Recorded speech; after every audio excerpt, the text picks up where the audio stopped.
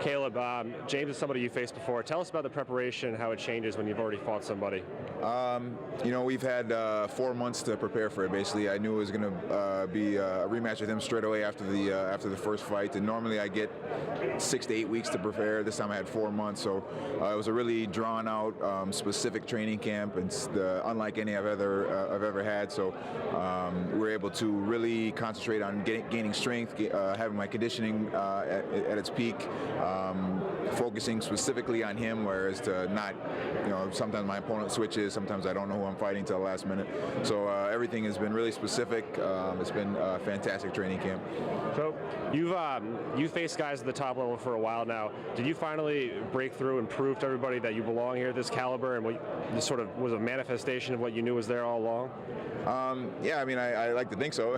I want to silence all the critics that say it was a fluke the first time out, and prove that I really do belong up here at the top of super middleweight division. And you know, I've been through a lot. I've had a lot of tough fights against good guys, and you know, I just broke through and put everything together on December 9th, and I'm going to plan to do it again on Saturday night.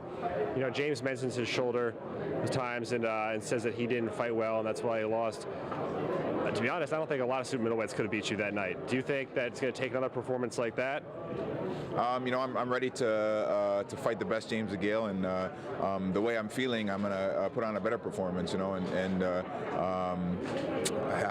I expect him to be at his best. He's hungry. He wants to get his title back to kind of save face, I guess, and I'll be ready for whatever he has to offer.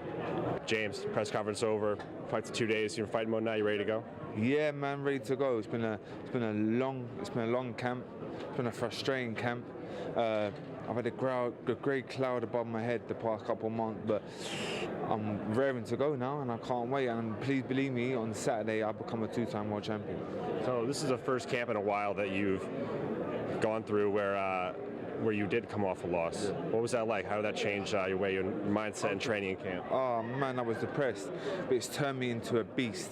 I've had to look at everything, and I've had to take everything very, very seriously. I maybe got a bit complacent, obviously being world champion for 2.5, 3 years, but that's all changed, man. I've been in prison the last 4 months. I've locked myself down, and I'm super fit, and I'm ready to go now. So is that drive fully back in you right now? The hunger's there. It's always been there, but it just got sidestep kind of thing. But as I say, man, I'm as hungry as ever.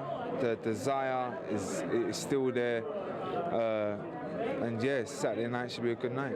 Cool. Are you going to make sure you do anything in your power to become a 2-time world champion?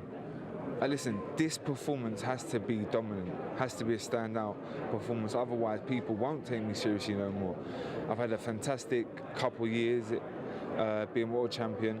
Obviously had that blip last year, but I'm back. The real JD is back, and you're going to see it on Saturday.